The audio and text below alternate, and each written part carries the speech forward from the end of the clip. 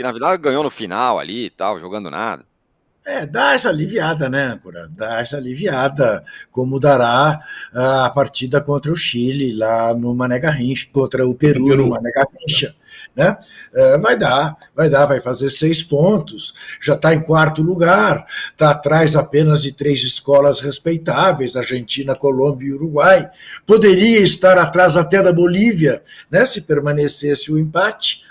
O fato é que tivemos de novo num palco em que botafoguenses já brilharam, né, como Newton Santos, Didi, Amarildo, Zagallo, né?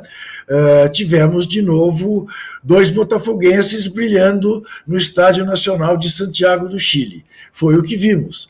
Eu estou de pleno acordo com o Zé Trajano e não conversamos antes, né? Eu acho que a seleção tem 2 pontos fracos que precisam de solução. Não me pergunte qual é, porque não tem exatamente nessas posições, nos faltam, né, jogadores na lateral direita. Danilo é um ótimo personagem, tem espírito de liderança, é um cidadão exemplar, mas é um lateral fraco, né? Quando a gente pensa em Djalma Santos, em Carlos Alberto Torres, em Leandro, em Cafu, temos lá hoje o Danilo, né? É feia a crise.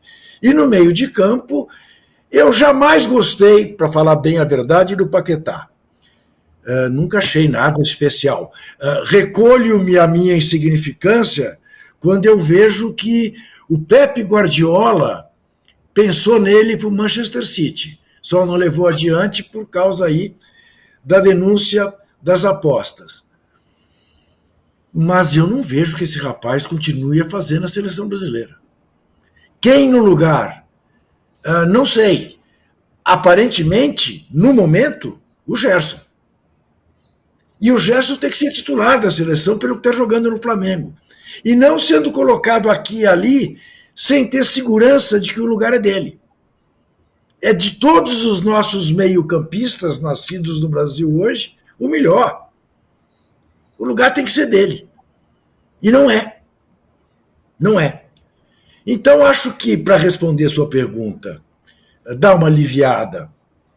Porque também é o caso de dizer, né? Põe quem no lugar do Dorival Júnior?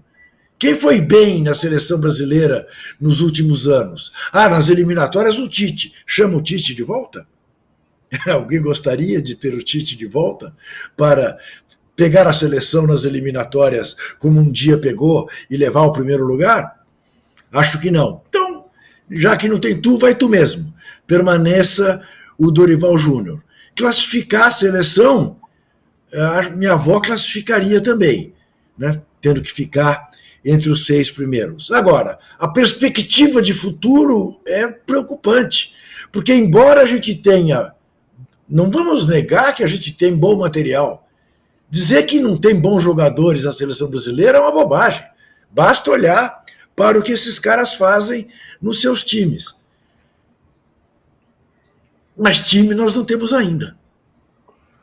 Time, que você possa chamar de time, não tem. E ontem isso ficou claro mais uma vez.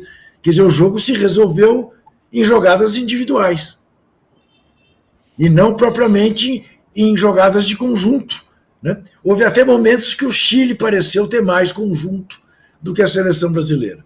Respondendo à enquete, eu voto junto com o Trajano, né? A questão essencial aí é a fragilidade chilena, né? Embora, claro, né, há que se dar parabéns aos 2 botafoguenses. Aliás, em homenagem à estrela do Glorioso, as 5 pontas da estrela do Glorioso, é que eu peço 5.000 joinhas, 5.000 likes. Aê, Bom, que é isso? Serviço completo. Tá. 5.000 likes é o que queremos. Eu achei pouco, viu? Achei pouco. Tá bom. 5.000 mas tá bom. Toda sexta-feira a gente arrebenta a boca do balão, né? Vamos ver hoje. Vamos ver. Mas apesar que não vamos falar em clube, vamos falar em seleção. Quando fala em seleção, o pessoal vai dormir, né? Pois é, muita gente foi dormir ontem, depois de ver o primeiro tempo da seleção e até o segundo tempo também. Mauro, eu estava lendo a sua postagem aqui no UOL, e eu fiquei um pouco assustado, porque eu nem tinha a medida desse tempo todo. O título do seu post no UOL é Copa acabou há 22 meses e o Brasil não tem um time. Longe disso. 22 meses, Mauro. Tudo bem, já passaram 2 técnicos lá, mas 3. É pouco, né? 3, exatamente. 3, né? Ramon. Teve ramonismo também. Evidentemente, a responsabilidade disso tudo passa pela CBF, né? É óbvio, isso aí é chover no molhado. Mas o trabalho do Dorival Júnior já poderia estar em outro estágio, deveria estar em outro estágio. Ele ficou cerca de um mês com os jogadores durante a Copa do Mundo, e esse time não tem rigorosamente nada. Copa da América, nos Estados Unidos. Eu não concordo muito com análises individuais, por isso que o Juca falou agora. Esses jogadores jogam bem nos seus times, por isso eles são convocados. E acabam fazendo o quê? O Luiz Henrique jogou bem ontem, gente. Ele fez um gol com a colaboração do goleiro. Também a gente pode ficar aqui falando que legal, Botafogo, Garrincha, bababá, Chile, tudo bem, mas daí chutou o goleiro bracinho de jacaré, né? Encolheu o braço, goleiro horroroso do Chile, de um time horroroso, e tomou o gol, o Brasil venceu o jogo. Mas não fez o bom jogo, ele joga muito mais do que isso. No Botafogo, ele já jogou em outras ocasiões, em outros clubes. Aí o Igor Jesus fez o gol. Então Igor ou Hendrick? É totalmente aleatório. Poderia o Hendrick estar na área e fazer o gol depois da boa jogada do Savinho. Então, o individualismo decidindo, o time não tem conteúdo nenhum, é um time muito ruim, muito fraco, contra o adversário que não tem nem qualificação, que é esse péssimo time do Chile, agora vai enfrentar o péssimo time do Peru em Brasília na terça-feira, e já era para estar num outro estágio, era para o Dorival ter pelo menos alguma base, uma experiência, não tem nada, esse time do Brasil é muito ruim mesmo. E aí a comparação com o período do Tite, ela é necessária não para encher a bola do Tite, nem para minimizar os erros que ele cometeu no Flamengo, que acabaram resultando na sua demissão. Mas para entender o seguinte, o Brasil nadava de braçada nas eliminatórias sul-americanas. O que não quer dizer tanta coisa, porque o ideal é ganhar a Copa do Mundo, mas é um fato. Hoje o Brasil sofre, como o Juca lembrou, ficou atrás da Bolívia até o finalzinho do jogo. A Bolívia estava à frente do Brasil.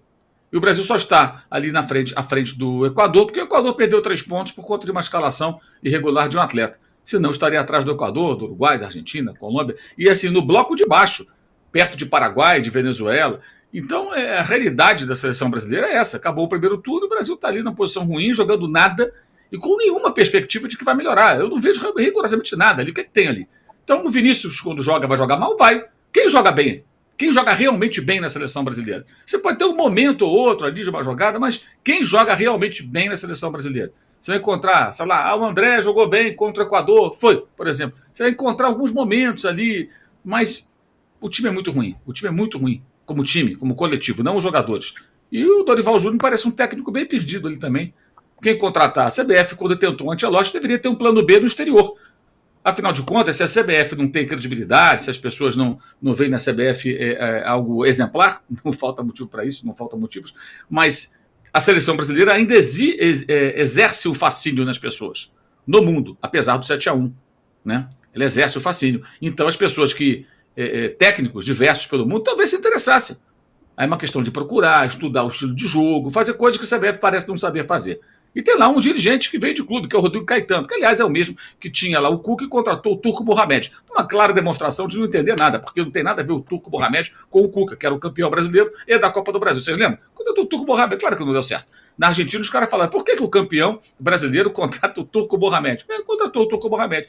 Então esse é o diretor executivo de seleções, é uma equipe fraca, me parece, para o nível, para o patamar de exigência da seleção brasileira, né? Uma equipe que eu falo, comissão técnica, equipe diretiva, e vai ficar isso aí, sobrevivendo, tentando se classificar, e aí seja o que Deus quiser até a Copa do Mundo.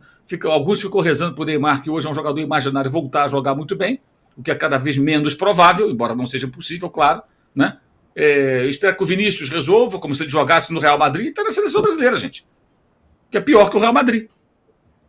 E vale para ele, vale para todos os outros, que vão ter momentos, mas nenhum jogador com o Dorival Júnior na seleção joga nada parecido. Por quê? Porque o time é ruim como time.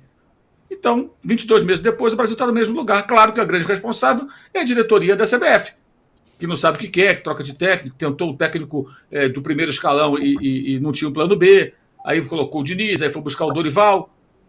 Então, é isso. Vamos ficar aqui falando sobre isso, eu acho que um bom tempo dessas atuações constrangedoras, e é sempre bom para lembrar o quanto, eu não sou só eu, mas alguns amigos aqui também, quanto eu odeio a data FIFA. Que coisa insuportável a data FIFA. Meu Deus, ainda mais com um jogo como aquele de ontem. Não dá. Acaba logo essa desgraça, mas aí mês que vem tem mais. Ainda tem isso. Em novembro, mais data FIFA. Tem mais data FIFA em novembro. Arnaldo, Dorival, jogadores, por que tá esse negócio que a gente está vendo na seleção? Porque o brasileiro não gosta da seleção hoje, mas eu acho que... Agora eu vou evocar José Trajano. Eu vim de longe com seleção brasileira. Eu vou dar alguns dados. O Brasil, em julho de 2001, foi eliminado por Honduras na Copa América. Julho de 2001, 3 anos depois da Copa de 98. O Brasil não tinha nada, tinha 150 técnicos passados pela seleção. Em julho de 2002, o Brasil foi campeão mundial, um ano depois, lá na Coreia e no Japão. Esse é um exemplo. A Argentina, campeã mundial atual, foi campeã da Copa América no Maracanã e até então não dava sinal algum. Um ano e meio depois foi campeão mundial da Copa do Mundo. Esses recortes de eliminatória, na verdade, eles pouco importam. Pouco importam, e a história mostra isso. Pouco importam. Os títulos que o Brasil ganhou, os recentes entre aspas, 94 e 2002, foram precedidos de campanhas ruins. A série de 2002, eu acabei de falar, era uma coisa pavorosa. O centroavante da seleção era o Guilherme na Copa América. E o Brasil, um ano depois, achou um time, teve um sistema novo lá durante aquele mês e ganhou a Copa do Mundo. Então, agora, para a Copa do Mundo, não quer dizer absolutamente nada para mim, pelo histórico, inclusive esse da Argentina que eu citei. Tem também o fator, e eu sei disso, histórico, do está em crise, chama o Chile. E sempre aconteceu isso, curiosamente, na história da seleção brasileira. Lembro-me bem de 2008, o Brasil, comandado pelo Dunga, foi eliminado pela Argentina do Messi na Olimpíada. O Dunga seria demitido. O jogo seguinte na Copa, nas eliminatórias, era contra o Chile do Bielsa em Santiago. Chile voando, 3-0 para o Brasil, 2 gols do Luiz Fabiano. O time arrancou para a Copa do Mundo de 2010, depois foi eliminado. As campanhas melhores do Brasil em eliminatórias foram sucedidas muitas vezes de campanhas vexatórias na Copa do Mundo. Então, eu só estou dando essa história porque, na verdade, esse momento significa coisa alguma para a Copa do Mundo. A gente sabe disso. Agora, para o Dorival Júnior significa tudo, certo? A chance dele ir ao Mundial, ele ir ganhando partidas. E ontem, para ele particularmente, foi muito importante. E, às vezes, o técnico tem sorte, competência, coincidência. Ontem aconteceu um pouco de tudo com ele, né? Os jogadores que ele colocou pela primeira vez como titulares foram bem. O Abner, lateral esquerdo, e o Igor, centroavante. O Brasil não tem nenhum conjunto bom e nem o lateral esquerdo e nem o centroavante desde a última Copa do Mundo, certo? Na Copa do Mundo, o centroavante foi o Richarlison e os laterais foram o Alex Telles e Alexandre. Pois bem, não tem esses jogadores de qualidade e ontem ele experimentou 2 que foram individualmente bem. Aí teve uma situação que a gente não pode deixar passar. O Dorival, que não é disso, ele arriscou. O Trajano lembrou bem. O Dorival faz uma alteração na parte final do jogo, que eu falei, o que ele está fazendo? Ele tira o Abner e coloca o Martinelli, do Arsenal, do Trajano. Ele tira um lateral e põe um atacante. Passa a jogar na linha de 3, eu falei, o cara vai por tudo ou nada. Ou ele vai perder, ou ele vai ganhar.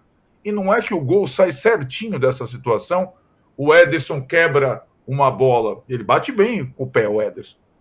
No peito do Martinelli, o Martinelli rasga a defesa adversária, rola para o Luiz Henrique, que tinha entrado, que foi convocado pelo Dorival. Pela primeira vez, o Luiz Henrique faz o gol. Então, o Dorival saiu-se bem ontem, né? Embora a equipe coletivamente esteja ainda no estágio ridículo, né? Não dá confiança, não dá prazer de ver jogar, não dá nada. Mas é uma vitória, como aconteceu algumas vezes na história contra o Chile, que pode dar uma...